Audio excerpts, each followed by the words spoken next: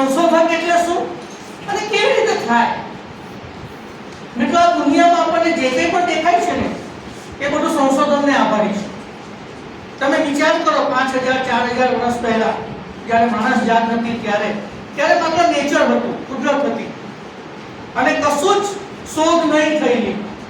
પછી આપણા પૂર્વજોએ, આપણા દાદાના દાદા બધી જે પેઢીઓ થઈ ગઈ એમણે બધી વસ્તુઓની શોધ કરી. ચક્રની શોધ થઈ, અગ્નિની શોધ થઈ, જાત જાતની બધી વસ્તુઓ શોધાઈ. તમે જે બેઠા છો એ બેન્ચની શોધ થઈ, પંખાની શોધ થઈ, માઇકની શોધ થઈ, ખુરશીની શોધ થઈ. જે બધું દેખાય છે તે બધું રિસર્ચને આભારી છે. એટલે રિસર્ચ ક્યાં છે એ સવાલ નથી. Everywhere research is there. અને પ્રત્યેક શિક્ષકે પણ સંશોધન કરવાનું છે. સંશોધનનો શાબ્દિક અર્થ થાય રિસર્ચ. રી એટલે ફરી અને સર્ચ એટલે શોધવું. ફરીથી શોધવું એટલે સંશોધન. સમજો, ઇટ્સ વેરી ઈઝી. હું તમને એકદમ સરળ ભાષામાં ક્રિયાત્મક સંશોધન એટલે શું અને કેવી રીતે થાય એ સમજાવવાનો છું.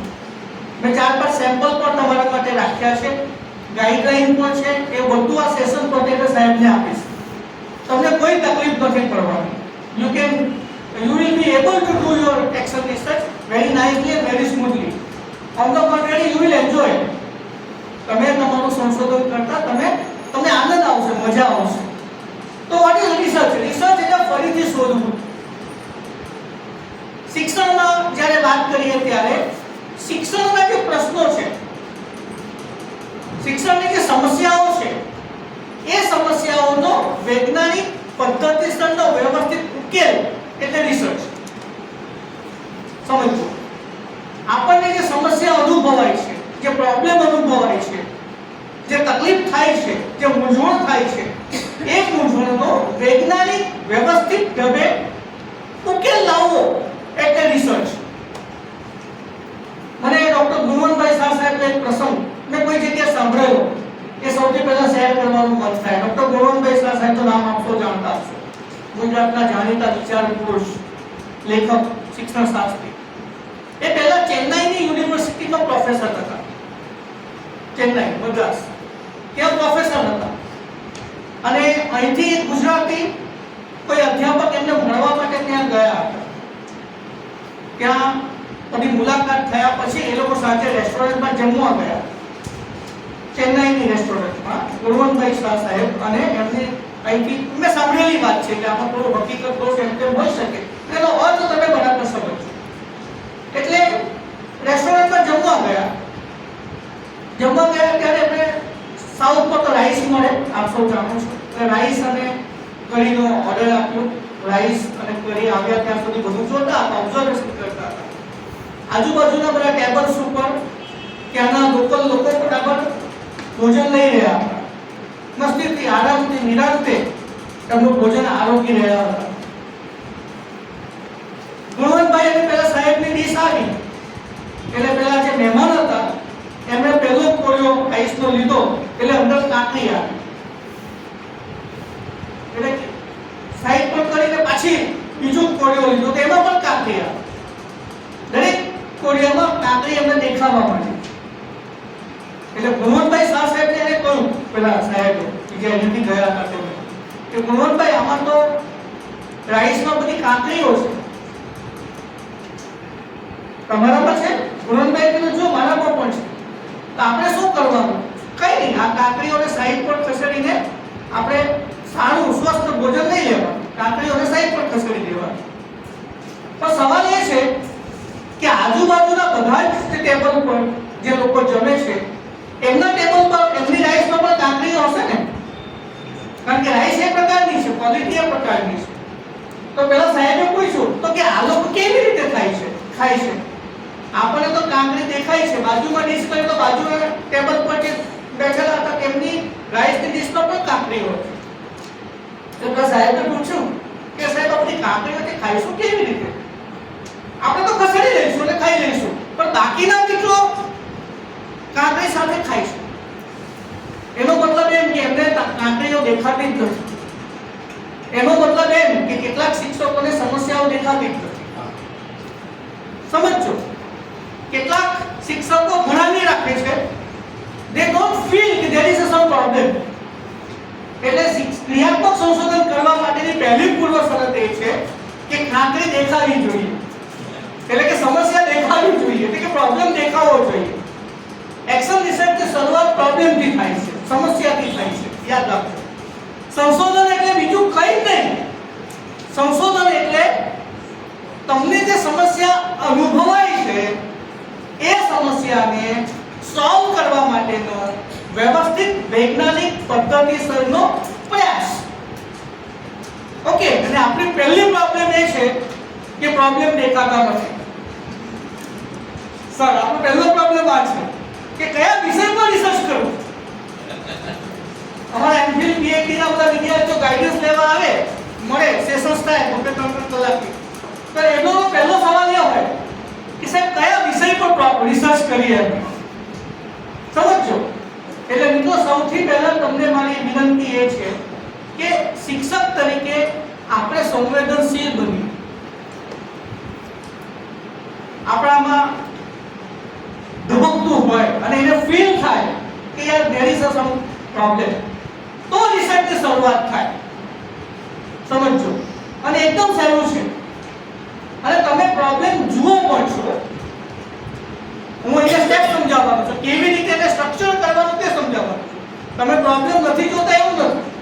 દાખલા તરીકે તમે ભણાવો છો અને આ એક બેન જે પહેલા બેન્ચ પર વિદ્યાર્થીની બેઠી છે તે બારીની બહાર જોયા કરે છે, બરાબર? તો તમને એવું ફીલ થયું કે હું ભણાવું છું ને બારીની બહાર જુએ છે? થાય છે? કાંગળી દેખાય છે? નહીં દેખાય તો ખાયા કરો, કોઈ વાંધો નહીં, પેલા સાવ તો કોઈ પ્રોબ્લેમ નથી. પણ તમને ફીલ થવું જોઈએ કે હું ભણાવું છું, બોલું છું અને બધા જ મારા તરફ ધ્યાન આપે છે, અને એક બેન અહીંયા જોવાને બદલે બારીની બહાર જોયા કરે છે. તો અહીંયા એક્શન રિસર્ચ શરૂ થઈ ગયું. તમે સમજો, અહીંથી એક્શન રિસર્ચ શરૂ થયું. હવે શું કરવાનું? એને સોલ્વ કરવાનું છે. કેવી રીતે સોલ્વ કરશો? તો કે તમે એવી રીતે ભણાવો કે જેથી વિદ્યાર્થી જે બારીની બહાર જોઈએ છે તમારા તરફ જોતા થઈ જાય. એક વિદ્યાર્થી પણ અચ્છા, તમે બહુ સરસ ભણાવી રહ્યા છો છતાં બારીની બહાર જુએ છે, તો એવું થઈ શકે કે એને ભણવામાં રસ ન હોય. એટલે એ વિદ્યાર્થીની તમે જગ્યા બદલાવી દો અને એવી જગ્યા બેઠી કે બારીની બહાર એને ક્રિકેટની મેચ દેખાતી હોય. હવે ક્રિકેટની મેચ આપણે બંધ નથી કરી શકવાના, એટલે એ બેનની જગ્યા બદલાવીને તમે આ બધું બેસાડી દો અને બેન વિદ્યાર્થીની તમને જોતી થઈ જાય, તેનો મતલબ કે તમારો પ્રોબ્લેમ સોલ્વ થઈ ગયો. This is action research. સમજાય છે? બારી જે આપણા હાથમાં છે, જે આપણે કરી શકીએ એમ છે એ કરીએ અને પ્રોબ્લેમને સોલ્વ કરીએ, એટલે રિસર્ચ. હવે રિસર્ચ 3 પ્રકારના છે. હું થિયરીમાં બહુ નથી જવાનો. પહેલું રિસર્ચ છે બેઝિક રિસર્ચ. બેઝિક રિસર્ચ એને ગુજરાતીમાં કહેવામાં આવે છે મૂળગત સંશોધન.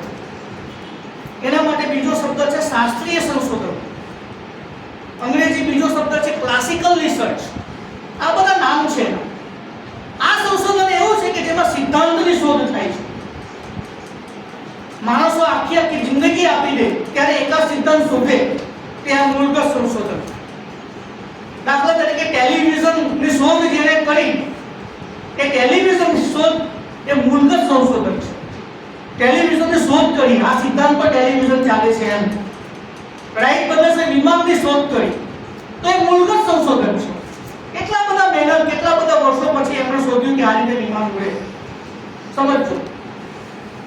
ડીઝલની શોધ કરી, એ મૂળગત સંશોધન. તો આ જે સિદ્ધાંતની શોધ થાય છે એ બેઝિક રિસર્ચ છે. આપણે 3 મહિનામાં કોઈ સિદ્ધાંત શોધવાનો નથી, એટલે આપણે મૂળગત સંશોધન નથી કરવાનું. શિક્ષણની વાત કરીએ તો પ્રેરણાનો સિદ્ધાંત અબ્રાહમ મેસ્લોએ આપ્યો, મેકડુગલે સિદ્ધિ પ્રેરણાનો સિદ્ધાંત આપ્યો, થોર્નડાઇક, પાવલો, સ્કિનર, એ બધા જે પ્રયોગો કર્યા એ બધા બેઝિક રિસર્ચ છે. આપણે એવું રિસર્ચ કરવાનું નથી. બસ સમજી લેવાનું છે કે સિદ્ધાંતની શોધ એ બેઝિક રિસર્ચ છે. બીજું રિસર્ચ છે વ્યવહારનું સંશોધન, પ્રેક્ટિકલ રિસર્ચ. એમફિલ, પીએચડી, કોઈ રિસર્ચ પ્રોજેક્ટ, એના માટે કોઈ રિસર્ચ થાય તો એ વ્યવહારનું સંશોધન છે. પહેલું ઉદાહરણ આપું તો ટેલિવિઝન પહેલા કેવા હતા તમને ખબર છે? તમારા ઘરમાં મોટું પેલું ટીવી નો શોકેસ આવતો ને આટલી બધી જગ્યા રોકતા બહિર્ગોળ હતા. હવે ટેલિવિઝન કેવા થઈ ગયા? ફ્લેટ સ્લિમ થઈ ગયા, દિવાલમાં આવી ગયા. અચ્છા, પણ સિદ્ધાંત પેલો જ છે. ટેલિવિઝન ચલાવવાનો સિદ્ધાંત સેમ છે, પણ ડિઝાઇન બદલાય. વિમાન ની શોધ થઈ એ સિદ્ધાંત એ બેઝિક રિસર્ચ છે, પણ વિમાનની ડિઝાઇન બદલાય એ વ્યવહારુ સંશોધન છે. ખ્યાલ છે? શિક્ષણમાં બુદ્ધિનો સિદ્ધાંત શોધાયો, પ્રેરણાનો સિદ્ધાંત શોધાયો એ બેઝિક રિસર્ચ છે. તમારા ક્લાસના વિદ્યાર્થીઓની બુદ્ધિ, તમારી શાળાના અથવા તમારા શહેરના વિદ્યાર્થીઓની બુદ્ધિ જાણવાનો પ્રયત્ન કર્યો એ વ્યવહારુ સંશોધન છે. અને ત્રીજું સંશોધન છે જેને કહેવાય છે ક્રિયાત્મક સંશોધન. તેના પર આપણે કામ કરવાનું છે, ધેટ ઇઝ એક્શન રિસર્ચ, કે જેમાં સિદ્ધાંતમાં ડિઝાઇનમાં કોઈ ખરાબી આવે, નાનો કોઈ પ્રોબ્લેમ આવે અને આપણે સોલ્વ કરીએ, ધેટ ઇઝ એક્શન રિસર્ચ. દાખલા તરીકે ટેલિવિઝન બગડી જાય તો શું કરવાનું? રિપેર. મિકેનિકને બોલાવવાનો, એન્જિનિયરને બોલાવવાનો, એ પ્રોબ્લેમ સોલ્વ કરી આપે. ટીવી ચાલે છે, સિદ્ધાંત ડિઝાઇન બદલાયેલી છે, તો પ્રોબ્લેમ શું થયો છે કે ટીવીમાં ફોલ્ટ આવ્યો છે. એ ફોલ્ટને તમે શોધી કાઢો એટલે એક્શન રિસર્ચ. શિક્ષણની વાત કરીએ તો બુદ્ધિનો સિદ્ધાંત બેઝિક રિસર્ચ, વિદ્યાર્થીઓની બુદ્ધિ જાણવી એ વ્યવહારુ સંશોધન, અને ત્રીજું બુદ્ધિનો ગણિત સાથેનો સંબંધ શોધો. તમારા વર્ગના વિદ્યાર્થીઓ કેમ ધ્યાન નથી આપતા? બુદ્ધિ ઓછી તો નથી ને? એવું સંશોધન કરીએ તેને કહેવાય એક્શન રિસર્ચ. ઓકે, તો આપણે ત્રણ પ્રકારના સંશોધનમાંથી ત્રીજા સંશોધનમાં કામ કરવાનું છે. અને શાળાની ચાર દિવાલો વચ્ચે કે વર્ગખંડની ચાર દિવાલોની વચ્ચે આપણને જે ફીલ થાય છે, હું ફરીથી રિપીટ કરીશ કે સંશોધન કરવા માટે ધબકતું હોવું જરૂરી છે, તો જ તમે રિસર્ચ કરી શકશો. તમને પ્રોબ્લેમ દેખાવા જોઈએ, તમને સમસ્યા દેખાવી જોઈએ. ને આ સમસ્યા ક્યાં હોય છે? આપણા વર્ગખંડમાં હોય છે, આપણા શાળાની ચાર દિવાલોની વચ્ચે હોય છે. હું કહું, ઘણી બધી સમસ્યાઓ તમે પોતે ફીલ કરો છો કે વિદ્યાર્થી મોડા આવે છે. દાખલા તરીકે તમે ભણાવો છો ને વિદ્યાર્થી ઊંઘી જાય છે. ઘણીવાર તો સાહેબ આપણે ભણાવતા હોય ને વિદ્યાર્થી ઊંઘી જાય ને તો ઊંઘવા દેવાનું, કારણ કે તમે એટલું સરસ ભણાવો છો કે ઊંઘ આવી જાય છે. તમારે ધીમે બોલવાનું કે જેથી એની ઊંઘ પૂરી કરી શકે. તમે વિદ્યાર્થીને પાઠ વાંચવાનું કહો છો, વાંચી શકતો નથી, વાંચતા આવડતું નથી, ગદ્ય વાંચતા આવડતું નથી. તમે પેપર પરીક્ષા લીધી ને, અત્યારે પેપર આવે, તમે પેપર તપાસો છો, જોડણીની ભૂલ થાય છે, ઉચ્ચારણ દોષ થાય છે, શ નો તફાવત નથી ખબર, શ ખ નો તફાવત નથી ખબર, ટ નો તફાવત નથી ખબર. That's the problem. ગણિતમાં ભૂલ થાય છે. અમુક એને આંકડા લખતા નથી આવડતા, સરવાળાના દાખલા નથી આવડતા. તો મિત્રો એવું કહેવાય પ્રજાપતિ સાહેબ સાંઈ બાબા હાથ મારે ને, સાંઈ બાબા આપણા શિરડી કે સાંઈ બાબા એમ હાથ મારે તો એમના હાથમાં ભસ્મ આવી જતું એમ જાદુથી. એમ હું એવું કહું છું કે હું હાથ મારું તો મને રિસર્ચ દેખાય છે. આમ હાથ મારવાનો તમને પ્રોબ્લેમ મળે, પણ આ કાન ખુલ્લા રાખવા પડે. તો તમારે આવો પ્રોબ્લેમ છે, વિદ્યાર્થી પ્રાર્થના સંમેલનમાં ભાગ નથી લેતા, વિદ્યાર્થી ઇન્ટર વાંચન નથી કરતા, વિદ્યાર્થીઓ અંદર લડાઈ ઝઘડા કરે છે, વિદ્યાર્થી વ્યસનો કરે છે. અહીંયા બેઠેલા સાહેબ મને કહેતા કે બધાને વિષય આપી જજો રિસર્ચનો પ્રોબ્લેમ. મિત્રો તમે બધા જ અત્યારે રિસર્ચનો પ્રોબ્લેમ લઈને બેઠા છો, તમારા બધા પાસે સમસ્યા છે જ. કઈ નહીં તો આ સમસ્યા તો છે કે હું ભણાવું છું ને વિદ્યાર્થી વર્ગમાં ધ્યાન નથી આપતું, અથવા હું ભણાવું છું એ વિદ્યાર્થીઓને રસ નથી પડતો. અચ્છા, તમે અલગ અલગ ટોપિક લઈને પણ રિસર્ચ કરી શકો. દાખલા તરીકે તમે સોશિયલ સાયન્સ ભણાવતા હો અને સોશિયલ સાયન્સમાં ટાઈમલાઈન સમયરેખા તમારે ભણાવવાની છે. સમયરેખા ભણાવતા એને આવડતું નથી, સમયરેખા એને આવડતી નથી, તો તમને એવું થવું જોઈએ કે વિદ્યાર્થીઓને સામાજિક વિજ્ઞાનમાં સમયરેખા બનાવતા આવડતું નથી. એ પ્રોબ્લેમ થઈ ગયો તમારો. પૃથ્વીનો નકશો દાખલા તરીકે SS પર તમે પૃથ્વીનો નકશો ભણાવો છો, તો પૃથ્વીનો નકશો ભણાવીએ ત્યારે દિશાનો ખ્યાલ હોવો જોઈએ. ઉત્તર દિશા કઈ, દક્ષિણ દિશા કઈ, પૂર્વ કઈ, પશ્ચિમ કઈ, ખૂણા કયા, અને તમને ખ્યાલ આવે છે કે વિદ્યાર્થીઓને દિશાની સમજ નથી, તો તમે એ ટોપિક લઈ શકો કે ધોરણ 8 ના સામાજિક વિજ્ઞાન વિષયના વિદ્યાર્થીઓને નકશા વાંચન કરતા આવડતું નથી. That is the problem. તમે કોઈ પર્ટિક્યુલર તમારા સબ્જેક્ટનો ટોપિક લઈને એ ટોપિક વધારે સારી રીતે શીખી શકે એવું પણ સંશોધન કરો તો that is called action research. પણ યાદ રાખજો, તમારા ક્રિયાત્મક સંશોધનનો વિષય તમારા ક્ષેત્રનો હોવો જોઈએ. તમારા વર્ગમાં વિદ્યાર્થી મોડો આવે છે તો કોણ સમસ્યા કરવાના, કોણ રિસર્ચ કરવાનું? શિક્ષકે કરવાનું. પણ આપણા બધા સ્ટાફ મિત્રો છે અને સ્ટાફ મિત્રમાંથી એક શિક્ષિકા રોજ લેટ આવે છે. આવે છે ને? તો એ સંશોધન તમારે નથી કરવાનું. એ સંશોધન પ્રજાપતિ સાહેબ કરશે. સમજો, એટલે આપણા એરિયામાં આપણે સંશોધન કરવાનું છે. આપણા એરિયામાં એટલે એડમિનિસ્ટ્રેટિવ રિસર્ચ પણ થાય. સાહેબ કરે છે વહીવટી સમસ્યા કે ભાઈ હિસાબો ઓડિટ સમયસર થવા જોઈએ, ડોક્યુમેન્ટ ઇનપુટ આઉટપુટ બધું વ્યવસ્થિત હોવું જોઈએ, ફી સમયસર આવી જવી જોઈએ. એ બધું એડમિનિસ્ટ્રેટિવ રિસર્ચ સાહેબ કરશે. આપણે વિદ્યાકીય સંશોધનો કરવાના છે. વિદ્યાકીય, વિષયકીય, અધ્યયન અને અધ્યાપનને લગતા. અચ્છા, તમે વર્તનને લગતા સંશોધનો કરી શકો. વર્તનને લગતા, બિહેવિયરને લગતા, તમારા સ્ટુડન્ટ્સના બિહેવિયરને લગતા સંશોધનો કરી શકો. સપોઝ તમારો કોઈ વિદ્યાર્થી ગાળ બોલે છે, તમારા વર્ગમાં વિદ્યાર્થી એવા છે કે જે વાતે વાતે ગાળ બોલે છે. સુરતથી આવ્યો હોય તેવું જાણે, ખબર છે, સુરત જાણીતું છે, મને ખબર નથી. એ વાત તો કોઈ ગાંઠે. હા, મારો એક મિત્ર સાહેબ એ કોઈ વાત કરે ને તો વાતની શરૂઆતમાં હું શ્લોક બોલીને પછી હું એટલે મેં પૂછ્યું ભાઈ આવું કેમ? કે બસ મજા આવે. મજા આવે એવું નહીં ચાલે યાર. એઝ ટીચર યાર યોગ્ય નથી. મજા આવે. મારો એક મિત્ર એવો કે એની સાથે ગાડીમાં બેઠા હોય ને, સાહેબ ખાલી રસ્તા પર હોર્ન માર્યા કરે. લોકો ભાઈ કોઈ નથી આગળ, રસ્તો ખાલી છે, ખુલ્લો છે, કોઈ ટર્નિંગ વર્નિંગ નથી, હોર્ન માર્યા જ કરે. લોકો કેમ? કે મજા આવે. તો એવું જબરદસ્ત રિસર્ચ નથી કરવાનું. આપણે બિહેવિયરને લગતા પ્રોબ્લેમ, તાકે ગાળ બોલે છે.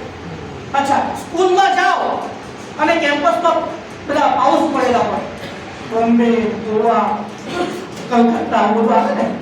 હા, તો બોમ્બે, ગોવા, કલકત્તા બધું આવા દેખાય તમને, તો તમને સમસ્યા દેખાઈ જવી જોઈએ કે અહીંયા વિદ્યાર્થીઓ વ્યસન કરે છે. એટલે વિદ્યાર્થીઓ વ્યસન કરતા બંધ થાય તે માટેનું ક્રિયાત્મક સંશોધન તમે કરી શકો. It's very easy. રાજકોટની એક સ્કૂલ મને યાદ આવે છે. રાજકોટની એક સ્કૂલમાં વિદ્યાર્થીઓ ખાસા અનિયમિત હતા. સાહેબ સ્ટાફ મીટિંગ કરે પ્રજાપતિ સાહેબ, એટલે બધાને પૂછે કે બોલો હાજરી લાવો તમારી મહિનાની.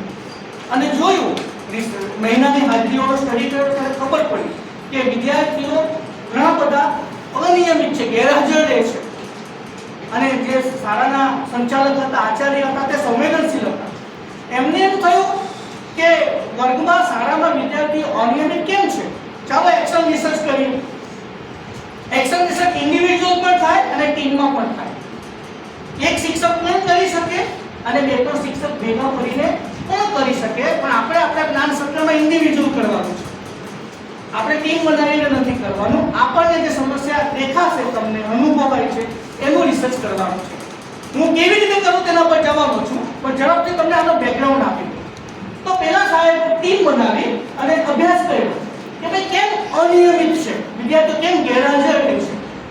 રજા ચિઠ્ઠીઓનો અભ્યાસ કર્યો. આટલા બધા બંધન થઈ ગયા રજા ચિઠ્ઠીના. આજે એક રજા પર, તો કાલે વાય રજા ઉપર, કાલે ઝેડ રજા પર, આના પરથી બધા ગેરહાજર રહે. આગળ સ્ટેપ પર ચાલ્યા તો ખબર પડી રજાનું કારણ જુઓ. તો એ લોકો રજા ચિઠ્ઠીમાં કારણ શોધ્યું. તો કારણ એવું આવ્યું કે માંદગીને લીધે રજા લે છે. જોજો, એટલે એક બીજું તારણ આવ્યું કે વિદ્યાર્થીઓ ગેરહાજર રહે છે તેનું કારણ એમની માંદગી છે. પછી આગળ ચાલ્યા કે ભાઈ માંદગી શા માટે છે એ જુઓ. જોજો આગળ ચાલ્યા માંદગી શા માટે છે એની તપાસ કરી તો જાણવા મળ્યું કે એ લોકોને ઠોસ આહાર ભોજન મળતું નથી. પેલા 5-5 રૂપિયાના પાઉચ એની મમ્મીઓ આપી દે છે. આપણે પણ આવું જ કરીએ ને, 5-10 રૂપિયાના પાઉચ આપી દેવા. એટલે રિસર્ચ પરથી ખબર પડી કે જે બાળકો માંદા રહે છે એનું કારણ એ છે કે એમને એમના ઘરમાંથી રોટલી શાક દાળ ભાત એવો ઠોસ આહાર આપવામાં આવતો નહોતો અને એમને પેલા 5-5 રૂપિયાના પાઉચના ભરોસે મૂકી દેવામાં આવ્યા હતા અને એ ખાવાને લીધે એમની માંદગી રહેતી હતી. એટલે પછી શાળાએ વાલી મીટિંગ કરી, પેરેન્ટ્સ મીટિંગમાં બધું સમજાવ્યું અને આગ્રહ રાખ્યો કે તમારા બાળકોને ફરજિયાત રોટલી શાક અથવા દાળ ભાત એવો ઠોસ આહાર લઈને મોકલો. 2-3 મહિના પ્રયોગ ચાલ્યો અને પછી પાછો ડેટા ભેગો કર્યો તો ખબર પડી કે જે ગેરહાજરી હતી તેનું પ્રમાણ 50% જેટલું ઘટી ગયું અને એક્શન રિસર્ચ એટલે સમસ્યા સોલ્વ થઈ ગઈ. એટલું યાદ રાખજો કે કોઈ પણ સમસ્યા એક્શન રિસર્ચમાં 100% સોલ્વ નહીં થાય. હા, એવું નહીં કરતા કે મારે પ્રોબ્લેમ પૂરેપૂરો સોલ્વ થઈ જાય, ન થાય. દાખલા કે વ્યસન કરે છે, તમારા ક્લાસમાં ખબર પડી કે 10 વિદ્યાર્થીઓ વ્યસન કરે છે, તમે વ્યસન કરતા બંધ થાય તે માટેની કોશિશ કરો.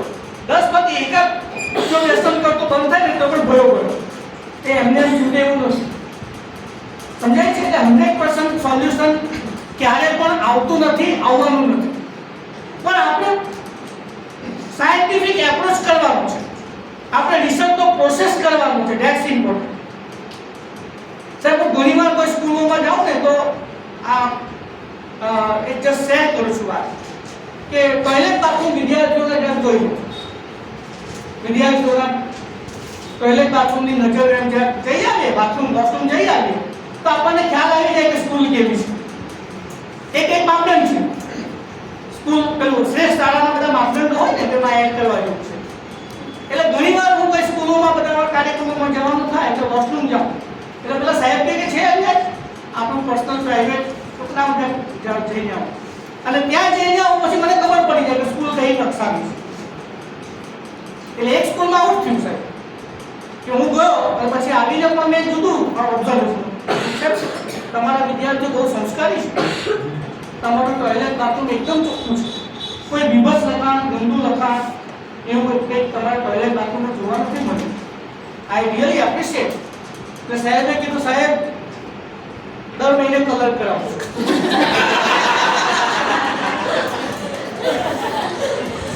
સી હા, એમણે ક્રિયાત્મક સંશોધન કર્યું છે, દર મહિને કલર કરાવો that is solution, but that is not the right solution. એ સાચું સોલ્યુશન નથી. સાચું સોલ્યુશન તો એ છે કે લખાણ કરતા બંધ થાય. ઓકે, અને કેવી રીતે થાય તેના પર આવી તમે સમજી ગયા કે પ્રોબ્લેમ કેવા છે. તમારા વર્ગમાં વિદ્યાર્થીઓને ઉચ્ચાર દોષ છે, કોઈ પર્ટિક્યુલર ટોપિક શીખવામાં પ્રોબ્લેમ છે, વિદ્યાર્થીઓ ધ્યાન નથી આપતા, વિદ્યાર્થીઓ અંદર વાતચીત કરે છે. તમે જોયું હશે, તમે ભણાવતા હો ને બે જણ વાતચીત કરતા હોય તો ધેટ ઇઝ યોર પ્રોબ્લેમ. તમે ભણાવતા વિદ્યાર્થીઓનો રસ જ નથી હોતો. ઓકે, તો એના 7 સ્ટેપ્સ છે. there are 7 steps of doing research. આ રિસર્ચ 1 મિનિટથી માંડીને 6 મહિના સુધીનું હોઈ શકે. આપણે નવેમ્બરમાં જ્ઞાન સત્ર થવાનું છે સાહેબ, એટલે 4 મહિના સુધીનો રિસર્ચ આપણે કરી શકીએ, 4 to 5 months. બહુ લાંબુ નહીં કરતા, 1 વર્ષનું નહીં કરતા તો પેલું વ્યવહારનું સંશોધન થઈ જશે. અને 10 વર્ષ કરો તો પછી બેઝિક રિસર્ચ થાય, સિદ્ધાંત શોધવાનો. એવું આપણે કરવું નથી. મેક્સિમમ 4 થી 6 મહિનામાં રિસર્ચ થાય તેવું આપણે કરવાનું છે. આમાં 2 શબ્દો છે, એક્શન અને રિસર્ચ. તમે જુઓ, ક્રિયાત્મક સંશોધન આ લખ્યું છે ને સંશોધન, પણ આની આગળ શબ્દ છે ક્રિયાત્મક સંશોધન. મેં સંશોધન તમે સમજી લીધું કે સમસ્યાને સોલ્વ કરવી એટલે સંશોધન, પણ એવા 3 પ્રકારના સંશોધન છે અને આપણે કરવાનું છે ક્રિયાત્મક સંશોધન. ધેટ ઇઝ કોલ્ડ અંગ્રેજીમાં એક્શન રિસર્ચ. એટલે 2 શબ્દો છે, એક્શન અને રિસર્ચ. હવે જો રિસર્ચ તો કરવાનું છે, પ્રોબ્લેમ તો સોલ્વ કરવાનું છે, પણ કેવી રીતે કરવાનું છે? એક્શન કરતા એક્શન કરવાની છે. એક્શન એટલે કામ કરવાનું છે, ક્રિયા કરવાની છે, એન્ડ ધેન પ્રોબ્લેમ સોલ્વ કરવાનો છે. અન્ડરસ્ટેન્ડ? એટલે તમારે ફરજિયાત પહેલા સમસ્યા શોધવી પડશે, જોવી પડશે, અનુભવવી પડશે, નંબર 1, એન્ડ નંબર 2, એ સમસ્યાને સોલ્વ કરવા માટે તમારે કંઈક કામ કરવું પડશે, અને એ કામ કર્યા પછી એ પ્રોબ્લેમ સોલ્વ થયો કે કેમ એ ચેક કરવું પડશે. You will have to do action. તમારે એક્શન કરવું પડશે. કેવી રીતે આપણે સમજીએ? એમાં પહેલું સ્ટેપ છે, 7 સ્ટેપ છે, there are 7 સ્ટેપ. આપણી ભારતીય સંસ્કૃતિમાં 7નું બહુ મહત્વ છે. જાણીશ ને, સપ્તાહના દિવસો 7, મેઘધનુષના રંગો 7, સંગીતના સુરો 7, અજાયબીઓ અને પેલા લગ્નના 4. પણ 7નું મહત્વ છે. સપ્તસિંહ 7 તારાઓ, સપ્તસિંધુ. તો કઈ નહીં, તમારા માટે પણ એકદમ સહેલું છે. 7 સ્ટેપ છે. પહેલું સ્ટેપ, સમસ્યાનું ક્ષેત્ર, એરિયા ઓફ રિસર્ચ. 7 સ્ટેપ આપણે સમજી લઈએ. હું સાથે પ્રેક્ટિકલ વાત પણ ઉદાહરણ પણ આપતો જઈશ કે કેવી રીતે આ 7 સ્ટેપ્સ થાય. દાખલા તરીકે પહેલું સ્ટેપ છે સમસ્યાનું ક્ષેત્ર, એરિયા ઓફ ધ રિસર્ચ.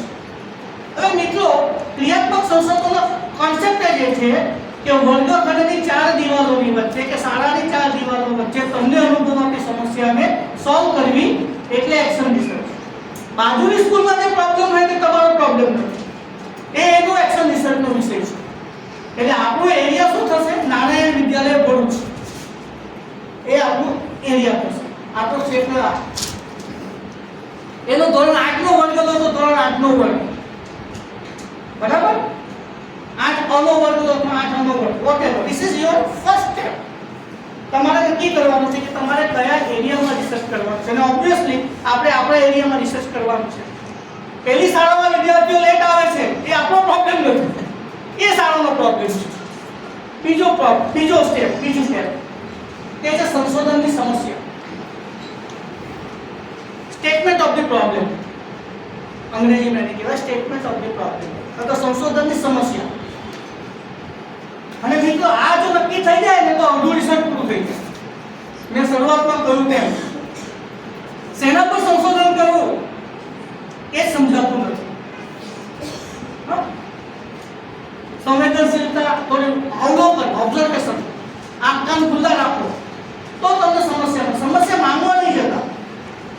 જોજો, પ્રજાપતિ સાહેબ સમસ્યા આપો ને, પ્રોબ્લેમ કર ભાઈ, તારે ફીલ કરવાની કે તને શું પ્રોબ્લેમ છે.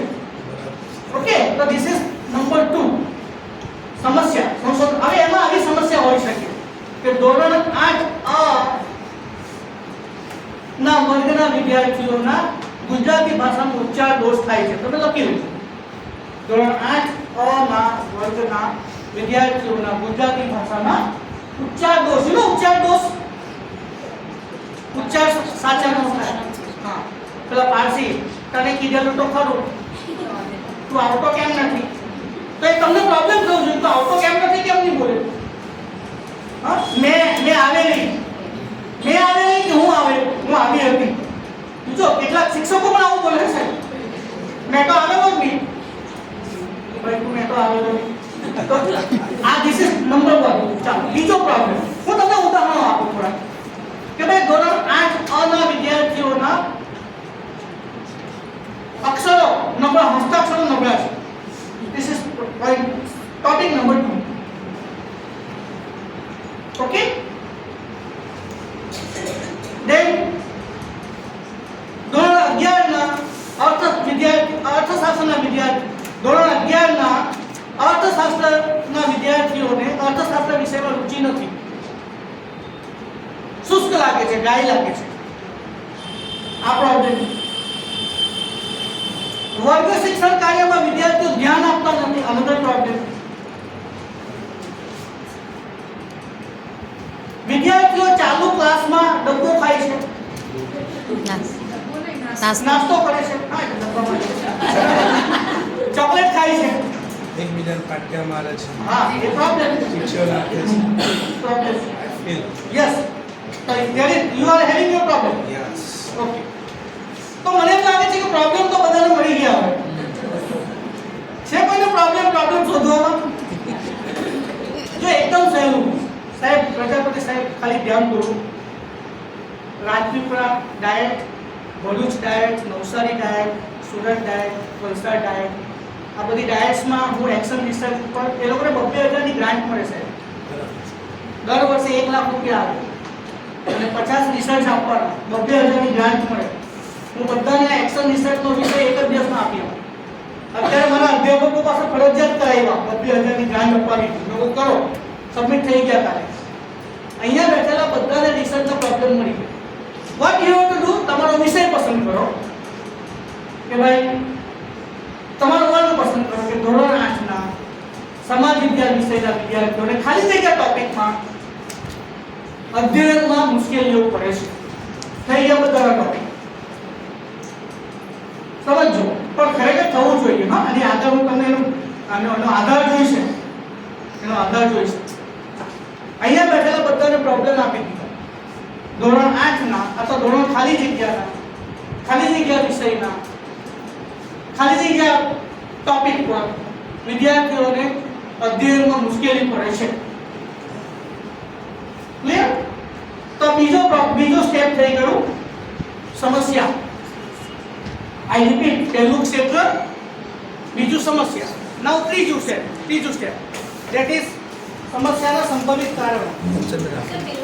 કઈ વાત? સમસ્યાના સંભવિત કારણો, પ્રોબેબલ રીઝન્સ.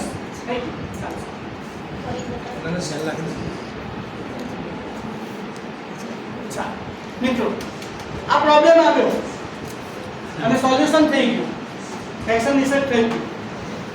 અચ્છા, જો તમે બધા સ્કેટર બેઠા હો અલગ અલગ, મેં તમને આગળ બોલાવી લીધા હો, આગળ આવી જાઓ ને બધા, અને પછી વાત કરી હોય, એક્શન રિસર્ચ થઈ જાય. સમજાય છે? It's very easy. 1 મિનિટનું પણ હોય અને 4 મહિના કે 6 મહિનાનું પણ હોય. ઓકે. ત્રીજું સ્ટેપ છે સમસ્યાના સંભવિત કારણો.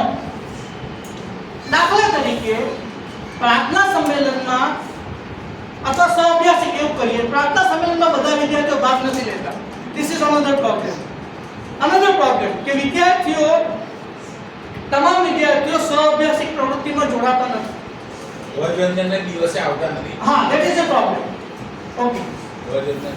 સહઅભ્યાસિક પ્રવૃત્તિઓમાં જોડાતા નથી. આપણે આ ટોપિક લઈને ચાલીએ છીએ. સપોઝ તો એરિયા તમારો નારાયણ વિદ્યાલય ભરૂચ.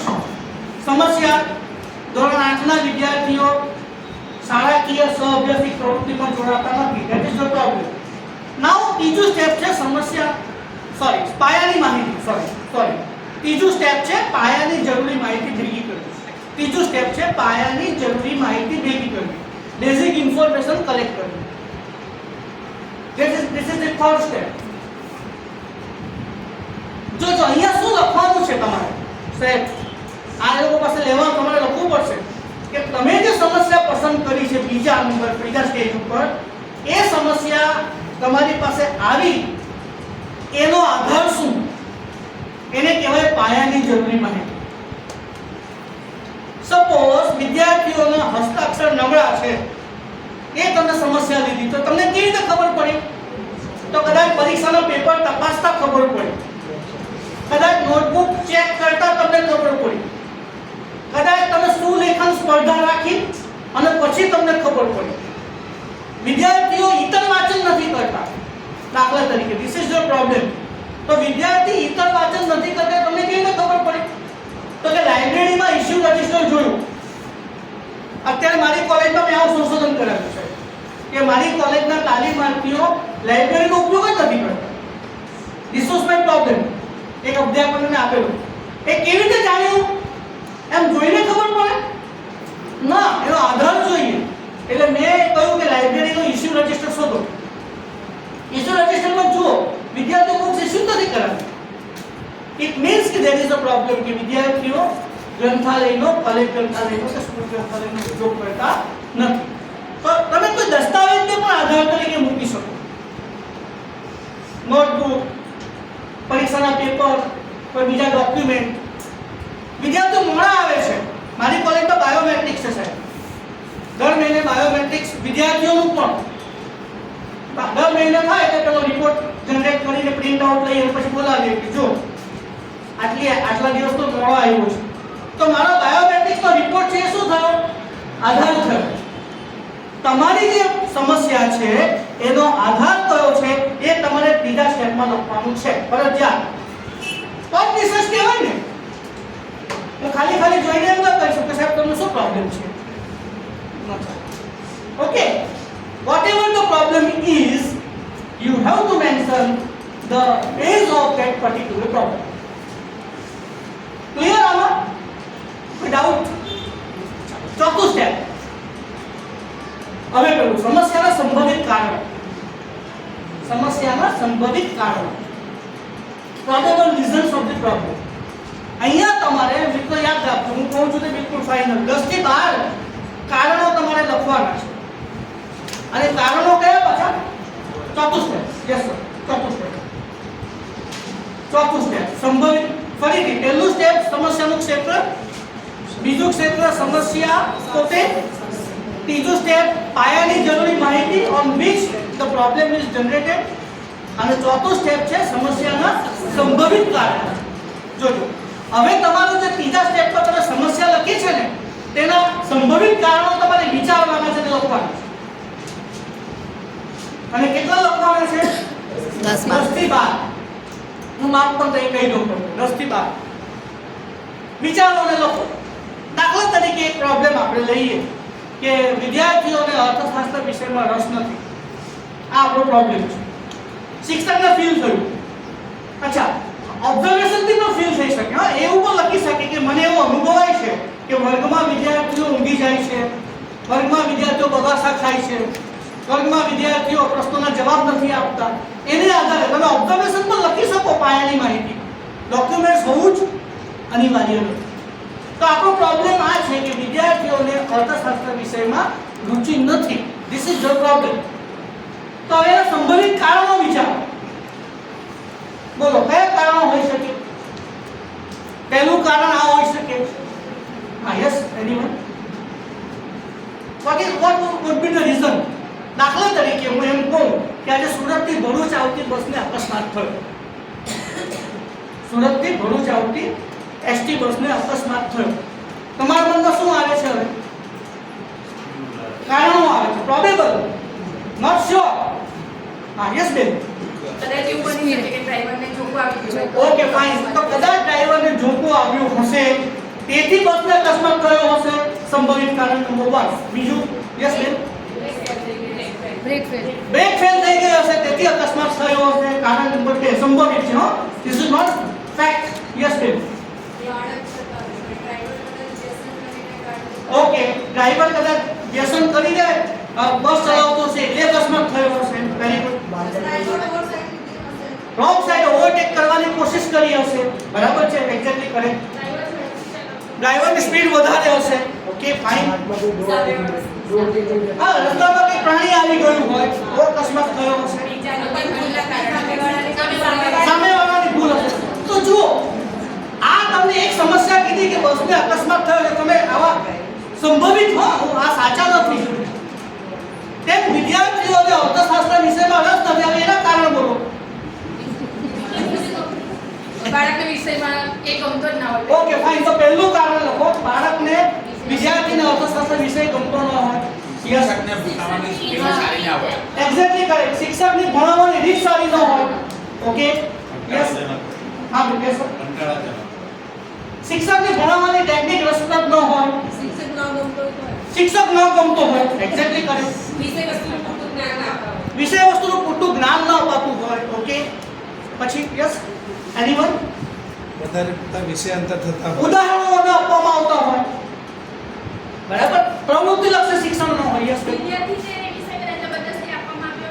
વિદ્યાર્થીને જબરદસ્તી વિષય આપવામાં આવ્યો હોય. Okay anyone? એક બે હજી એક્ઝેક્ટ જોઈએ. જો જે કારણો છે તેના પર કામ કરવાનું છે આપણે. હા, નેક્સ્ટ સ્ટેપમાં આવશે.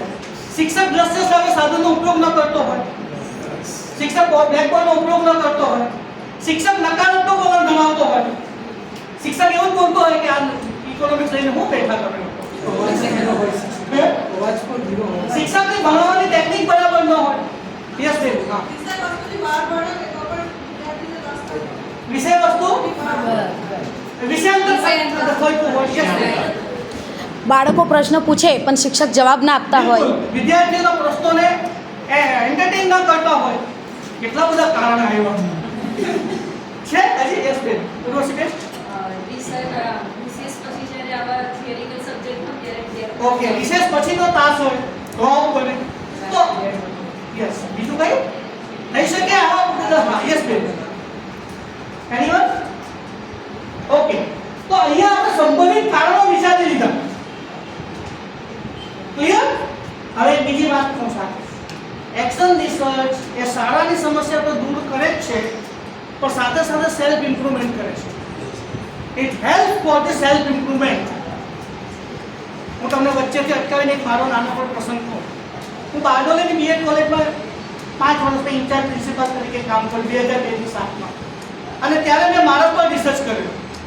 ત્યારે 100 વિદ્યાર્થીઓની બેચ 6 મહિના ભણાવ્યું. પછી દિવાળી વેકેશન આવ્યું અને દિવાળી વેકેશન પડવાના એક દિવસ પહેલા મેં મારા વિદ્યાર્થીઓને કહ્યું કે તમે 6 મહિના મને ભણાવતા જોયો છે ફિલોસોફી ઓફ એજ્યુકેશન. હવે એક નાનકડી સેવા કરવાની, એક કામ કરવાનું છે કે મેં જે 6 મહિનામાં તમને ભણાવ્યું છે, મારો ટીચિંગ લર્નિંગનો જે પ્રોસેસ છે, એ સંદર્ભે તમારા મહત્તમ 3 સૂચનો મને આપો લખીને. You give your 3 suggestions or observations કે મારા શિક્ષણ સંદર્ભે મારે શું કરવું જોઈએ. અને અંદર તમારું નામ લખવું જરૂરી નથી કે જેથી મને ખબર પડે કે અહીંયા આવું લખ્યું. નામ લખવું ફરજિયાત નથી. તમે કાપલીમાં મહત્તમ 3 ઓબ્ઝર્વેશન અથવા સજેશન્સ લખીને આપો. સાહેબ એ સજેશન્સને કલેક્ટ કર્યા, પછી એનું એનાલિસિસ કર્યું અને એનાલિસિસનો મને પહેલું તારણ એવું મળેલું કે મારી બોલવાની સ્પીડ થોડી વધારે છે. અત્યારે પણ આજે પણ આવું થઈ રહ્યું છે કદાચ. એટલે માય સ્ટુડન્ટ સજેસ્ટેડ મી કે સાહેબ તમારી બોલવાની સ્પીડ થોડી વધારે છે, તેને ઘટાડો. નંબર 1. નંબર 2, એ લોકો એવું કહ્યું કે સાહેબ તમે શ્યામ રંગ સમીપે જવાનું રાખો. બ્લેક કોફીને જવાનું રાખો, એટલે ખરા પાટિયા પર લખવાનું રાખો. આ બીજું સજેશન હતું. અને ત્રીજું સજેશન એવું હતું કે સાહેબ નેક્સ્ટ પીરિયડમાં અમે શું કરવાના છો ને એની ત્યાં તમને વાત તો કહી દો કે જેથી આપણે વાંચીને આવીએ. સાહેબ મેં દિવાળી વેકેશન પછી આ 3 સજેશન પર કામ કર્યું અને પછી જ્યારે વર્ષ પૂરું થયું 1 વર્ષનું, ત્યારે મેં પૂછ્યું તો આ પ્રોબ્લેમ મારો સોલ્વ થઈ ગયો. એટલે કોનું ઇમ્પ્રુવમેન્ટ થયું? Self improvement. એટલે એક્શન રિસર્ચ સાહેબ તમને શાળાની સમસ્યા દૂર કરવામાં તો મદદરૂપ થાય છે, પણ સાથે સાથે તમારા ઇમ્પ્રુવમેન્ટ માટે પણ મદદરૂપ થાય છે. અને બીજું કે એક્શન રિસર્ચ કરવું એ પોતે કન્ટ્રીબ્યુશન છે. તમે રિસર્ચ કરીને એનો અહેવાલ છપાવો, ઇટ ઇઝ યોર કન્ટ્રીબ્યુશન. તમે સંશોધન કરીને છપાયું, ધેટ ઇઝ યોર ક્રેડિટ.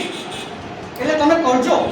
અને માત્ર આ સંશોધન કરીને અટકી નહીં જતા, જ્ઞાન સત્રમાં રજૂ કરીને અટકી નહીં જતા, ત્યાર પછી પણ કરતા રહેજો.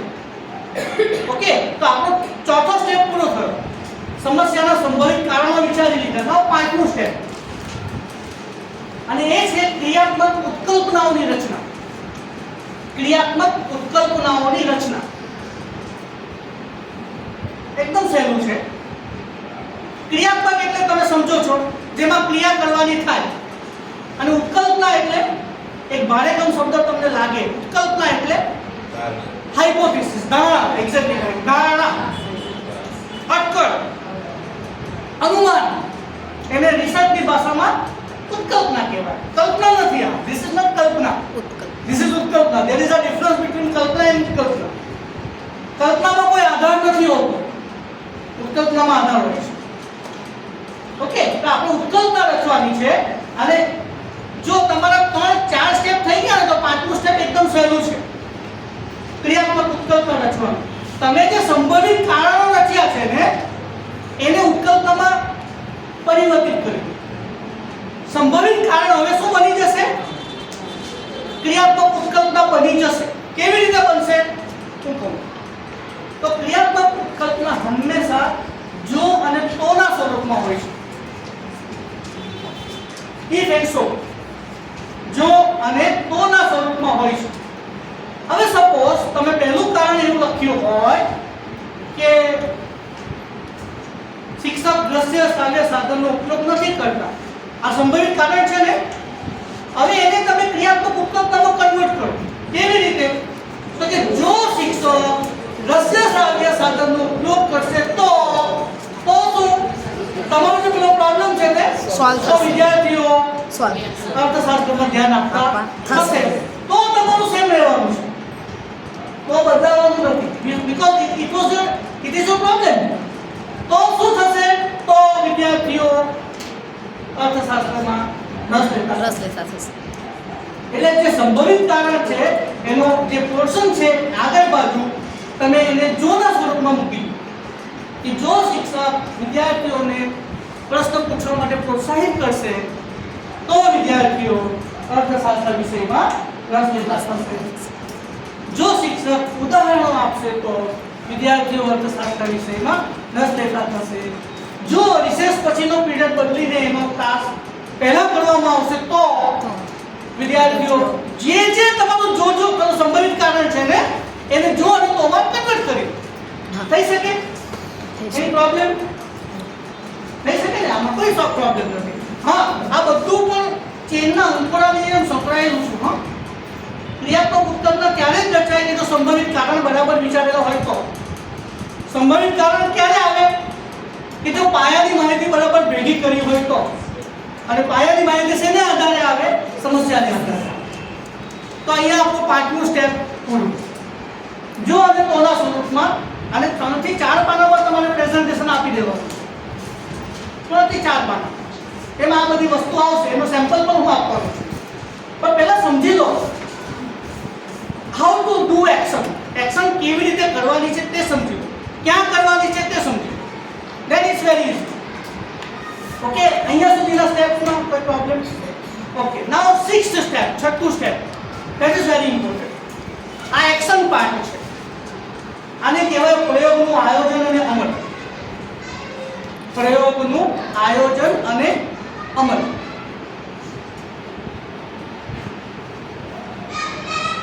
Of course, it is based on the 5th step. પાંચમું સ્ટેપ કયું હતું? ક્રિયાત્મક ઉપકલ્પના. તો આપણે એક કોઠો બનાવવાનો, એક ટેબલ બનાવવાનો, એમાં લખવાનું સિરિયલ નંબર.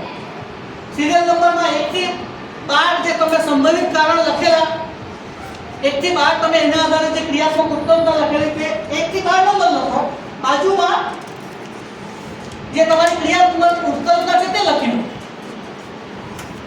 થઈ ગયું? ક્લિયર? પછીની કોલમ હકીકત છે કે ધારણા એવું લખવાનું. હકીકત છે કે ધારણા. હવે જે ઉપકલ્પના તમે રચી છે એની સામે તમારે જોવાનું કે આ જે ઉપકલ્પના મેં રચી છે તે હકીકત છે કે ધારણા છે. તો now you have to classify your ઉપકલ્પના ઇન્ટુ 2 પાર્ટ્સ. એક હકીકત છે એ નક્કી કરવાનું અને બીજી ધારણા છે તે નક્કી કરવાનું. એ વિચારીને તમારે નક્કી કરવાનું કે દાખલા તરીકે એના વિદ્યાર્થીઓ એના વાલીઓ ઘરે ધ્યાન નહીં આપતા હશે એવું તમે કારણ લખ્યું હોય તો એને આપણે હકીકતમાં લઈએ કે ધારણામાં લઈએ? ધારણામાં લઈ શકાય. બરાબર, એ ધારણા છે, આપણે જોવા નથી ગયા કે વાલીઓ ધ્યાન નથી આપતા એટલે રસ નથી લેતો. હા, પણ તમે દ્રશ્ય શ્રાવ્ય સાધનનો ઉપયોગ નથી કરતા, એ હકીકત હકીકત છે કે ધારણા છે? હકીકત છે. હકીકત છે કે તમે નથી યુઝ કરતા તો લખી દો હકીકત. ક્લિયર? તાસ રિસેસ પછી ગોઠવવામાં આવ્યા છે એટલે નથી ધ્યાન આપતા. હકીકત છે કે ધારણા છે?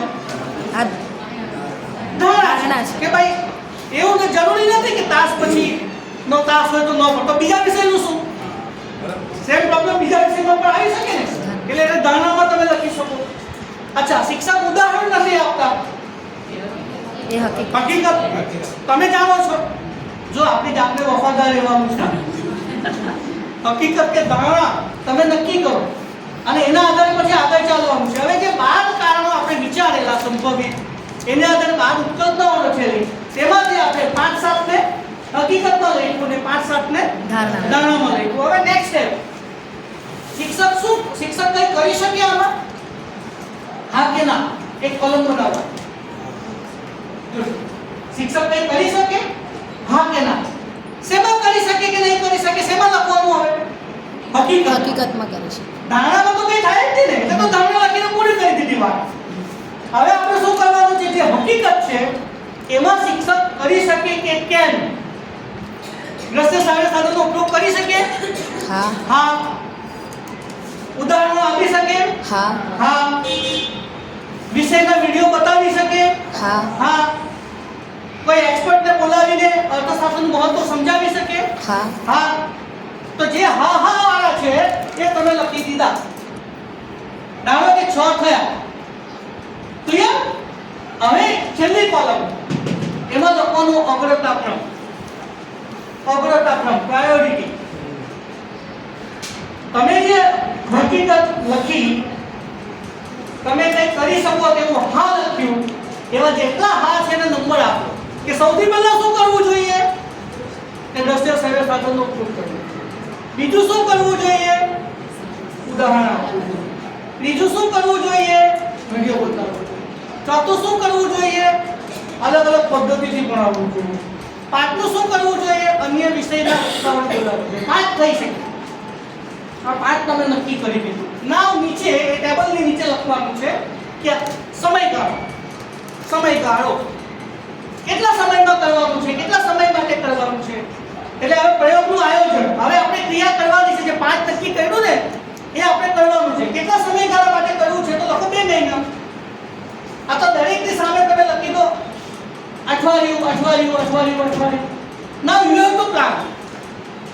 તમે એટલીસ્ટ 2 મહિના મળશે ને સાહેબ આપણને રિસર્ચ કરવાના? 3 થી 4 મહિના. 3 મહિના ગણો ને. તો 3 મહિના તમે લખી શકો. પ્રયોગનું આયોજન 3 મહિના માટે તમારે કરવાનું છે. અને એમાં જે અલગ અલગ તમે કરી શકો તેમ છો એને પણ તમે બાયફર્કેટ કરો. કે ભાઈ પ્રવચન ગોઠવીશું 5. 6 મહિના. કેટલાક એવું હોય કે મહિનામાં પૂરું કરી નાખી શકે, વાંધો નથી. કેટલાક 2 મહિનામાં, કેટલાક 3 મહિના. આપણે ઓક્ટોબરમાં આવી લેજો 3 થી 4 મહિના છે. બસ તો 3 થી 4 મહિનાનો તમે આયોજન કરો. બરાબર? કે ભાઈ દ્રશ્ય શ્રાવ્ય સાધનનો ઉપયોગ તો દર અઠવાડિયાના 2 તાસમાં કરીશ. ઉદાહરણો દરેક તાસમાં આપીશ. વક્તાનું પ્રવચન મહિનામાં 1 ગોઠવીશ કે રોજ ન ગોઠવાય. 4 મહિના છે 4 ગોઠવો. વિડિયો પર પેલા વિડિયો બતાવવા દર અઠવાડિયામાં 2 વિડિયો બતાવીશ. આવું તમે પ્રયોગનું આયોજન કર્યું, સમયગાળો નક્કી કર્યો અને દરેક કાર્ય કેટલા સમય કરવાનું તે તમે વિચારી લીધું. નાવ એનું અમલ કરવાનું છે. 3 મહિના તમારી પાસે છે. એમાં આ જે તમે કરવા વિચાર્યું છે તે કરો.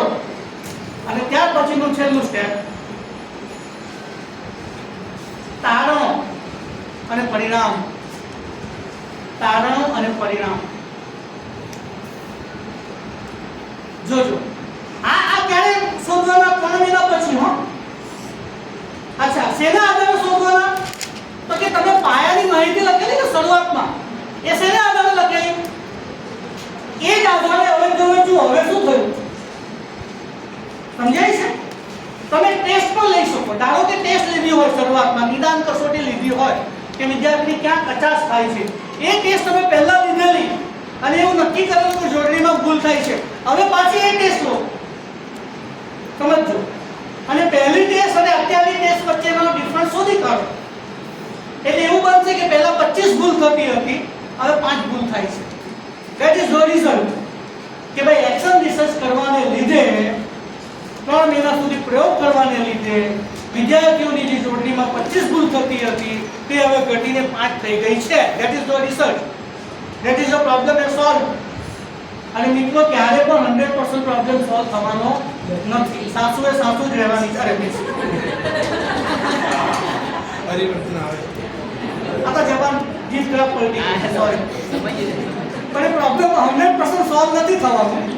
થોડો સોલ્વ થઈ જાય. આવું ઘરે પણ કરી શકાય. એક્શન રિસર્ચ કરવું હોય આવું કરવામાં આવે તો ઘરમાં તો કરતા જ હોય ને. એટલે આ તો પ્રોબ્લેમ સોલ્વ થઈ જાય ને. કે સાસુને સવારે વહેલી ચા આપી દેવામાં આવે તો, સાસુની સામે ન બોલવામાં આવે તો ચાલે. એ બીજો વિષય છે. પણ છેલ્લું જે સ્ટેપ છે તેમાં તમારે તારણ ને પરિણામ કહી દેવાના અને કમ્પેર શેની સાથે કરવાનું પેલી પાયાની માહિતી સાથે. એટલે ઇટ મીન્સ કે તમારે બે વાર માહિતી મેળવવાની થાય. એક્શન રિસર્ચ શરૂ કર્યો ત્યારે અને એક્શન રિસર્ચ પૂરું થાય ત્યારે, અને બંનેને કમ્પેર કરો એટલે તમને રિઝલ્ટ મળી જાય, તારણ આવી જાય કે યસ પહેલા 10 વિદ્યાર્થીઓ વ્યસન કરતા હતા, એમાંથી હવે 2 વિદ્યાર્થીઓ વ્યસન કરવાનું બંધ કરી દીધું છે અને 8 વિદ્યાર્થીઓ વ્યસન કરે છે. પહેલા વિદ્યાર્થીઓના ઉપચાર દોષમાં 40% ભૂલ થતી હતી, હવે ઘટીને 10% થઈ ગઈ છે. પહેલા વિદ્યાર્થીઓ ભણવામાં એટલો રસ નહોતો લેતા, હવે વધુ રસ લેતા થઈ ગયા છે. પહેલા વિદ્યાર્થીઓ સમયરેખા દોરતા નહોતી આવડતી, હવે સમયરેખા દોરતા આવડી ગઈ છે. પહેલા વિદ્યાર્થીઓને નકશાપૂર્તિ કરતા નહોતી આવડતી, પહેલા વિદ્યાર્થીઓ નકશાપૂર્તિમાં એક નકશામાં 10 માંથી 8 ભૂલ કરતા હતા, હવે એક નકશાપૂર્તિમાં વિદ્યાર્થીઓ 10 માંથી 1 જ ભૂલ કરે છે. That is your research, that is your result. અને સાથે સાથે એનું એક સ્ટેપ છે જે બોલતા નથી, પણ રિસર્ચ પૂરું થયા પછી તમારે એનું અનુકાર્ય કરતા રહેવું જોઈએ. યુ નો અનુકાર્ય, ફોલો અપ. સંશોધન પૂરું થાય એટલે બદલી કરી દેવાનું, વચ્ચે વચ્ચે ટેસ્ટ કરી લેવાનું કે બરાબર છે ને, પેલો પ્રોબ્લેમ સોલ્વ થઈ ગયો કે પાછો નહીં ક્રિએટ થાય. એટલે ફોલો અપ કરતા રહેવું પડે. બેનો રસોઈ બનાવે ને વચ્ચે ફોલો અપ કરતા રહે, બરાબર? That is follow up. ચાખી જુએ. હા, એટલે વચ્ચે વચ્ચે આપણે પણ આપણું ચાખી જોવાનું કે ભાઈ બરાબર ચાલે છે કે કેમ. સો અચ્છા, એને તમારે ફોર્મેટમાં આપવાનું છે, તો ફોર્મેટમાં શું લખવાનું? ઉપર તમારી સ્કૂલ શું આપી દે? અવલોકન લેવામાં આવી તો રિઝલ્ટમાં એને એડ કરી શકો. અને છેલ્લે સમાપન. હવે જો તમે જે સંશોધનનો રિપોર્ટ આપશો ને 5-7 પાનાનો, તેમાં પ્રસ્તાવના લખવાની, સમસ્યા લખવાની, આ 7 સ્ટેપ લખવાના અને છેલ્લે સમાપન લખવાનું. સહેજે 5-7 પાના થઈ જશે. સહેજે સમજાય છે? સહેજે થઈ જશે. કેટલા પાનાનું? ક્રિયાત્મક સંશોધનને પાના સાથે નિસ્બત નથી, એને તો પ્રોબ્લેમ સાથે નિસ્બત છે અને સોલ્યુશન સાથે નિસ્બત છે. વોટ વોઝ યોર પ્રોબ્લેમ ને હાઉ યુ સોલ્વ ઇટ. સમજાય છે? બીજી કોઈ પ્રસ્તાવનામાં કોઈને રસ નથી. રસ આમાં છે, રિસર્ચ આઉટપુટ છે. What is your problem? Yes, this is problem. કેવી રીતે સોલ્વ કર્યું? યસ, આ રીતે. કેટલા ટકા સોલ્વ થયું? વાત પૂરી થઈ. ક્લિયર? તો મને એમ લાગે છે કે શિક્ષક તરીકે આપણે બધાએ સતત હૃદય ખુલ્લું રાખીને ઓબ્ઝર્વેશન કરતા રહેવાનું છે અને જ્યાં સમસ્યા દેખાય એ સમસ્યાને સંવેદનશીલતાથી ઝીલીને એને વ્યવસ્થિત પદ્ધતિસર સોલ્વ કરવા માટેના પ્રયાસ કરવાનો છે. વિદ્યાર્થી મોડો આવે એટલે બે થાપડ મારી દેવાની, કેમ મોડો આવ્યો? એ રિસર્ચ કરવાની જરૂર જ શું છે ભાઈ? એને પૂછ કે ભાઈ કેમ મોડો આવે છે. એક રિસર્ચ આવું થયેલું, એક મારી સાથે એમએડમાં ભણતો એક છોકરો, મને યાદ આવે છે, વસાવા સકારામ એ નામનું, તે છોકરાનું નામ પણ મને ખબર. When I was doing MEd 1997-98 Surat education ડિપાર્ટમેન્ટમાં હું એમએડ કર્યું. શશિકાંતભાઈ સાહેબ મારા ગાઈડ, અને અમારી સાથે એમએડમાં ભણતા વિદ્યાર્થીઓમાં એક વસાવા સકારામભાઈ લેટ આવે રોજ. એટલે સાહેબે એના પર એક્શન રિસર્ચ કર્યું અને પછી ખબર પડી કે એ છોકરો દેડિયાપાડાનો હતો, અહીંયા હોસ્ટેલમાં રહેતો હતો સુરતમાં, અને સવારે ગાડી ખેંચવા જતો, ગાડી મજૂરી કરવા જતો, અને મજૂરીનું કામ જે બધું પતાવીને પછી આવવું. હવે તમે વિચાર કરો, લેટ આવે થાપડ મારી દે, કેમ લેટ આવ્યું? તો કારણ તો તમે જાણો જ નહીં, એટલે સંભવિત કારણ જાણવા પછી એના ઉપર કામ કરીને પ્રોબ્લેમ સોલ્વ થાય. તો મને એમ લાગે છે કે શિક્ષક તરીકે આપણા માટે બહુ મહત્વનું સાધન છે. ધીસ ઇઝ અ સાધન, this is a tool. It improves our classroom interaction. એ વર્ગખંડની ગુણવત્તામાં વધારો કરે છે, વિદ્યાર્થીઓનો અધ્યયનમાં સુધારો કરે છે, અને ઓન ધ કોન્ટ્રરી આપણને પણ કંઈક કર્યાનો સંતોષ પ્રાપ્ત થાય છે. યસ, મેં આ પ્રોબ્લેમ સોલ્વ કર્યો. તો આપ સૌ ક્રિયાત્મક સંશોધન કરો, સારી રીતે પ્રેઝન્ટ કરો અને તમારું પ્રોફેશનલ ડેવલપમેન્ટ પણ કરો, તેવી હું આપ સૌને શુભેચ્છા આપું છું. આજે ફરીથી પ્રજાપતિ સાહેબ છેલ્લા લગભગ 2-3 મહિનાથી મને રોજ ફોન કરે કે આપણે આવું કરવાનું છે, આવું કરવાનું. બહુ ચિંતિત છે સાહેબ. Oh he is very I appreciate કે ભાઈ એ રસ લે છે કે ભાઈ મારે આવું બધું કરવાનું છે. તો એમની જે જિજ્ઞાસા છે, એમનું કન્સર્ન છે, તેમને હું અભિનંદન આપું છું, આભાર પણ માનું છું. આજે ફરીથી આપ સૌને મળવાનો અવસર પ્રાપ્ત થયો. Thank you very much. All the best. ખૂબ આભાર.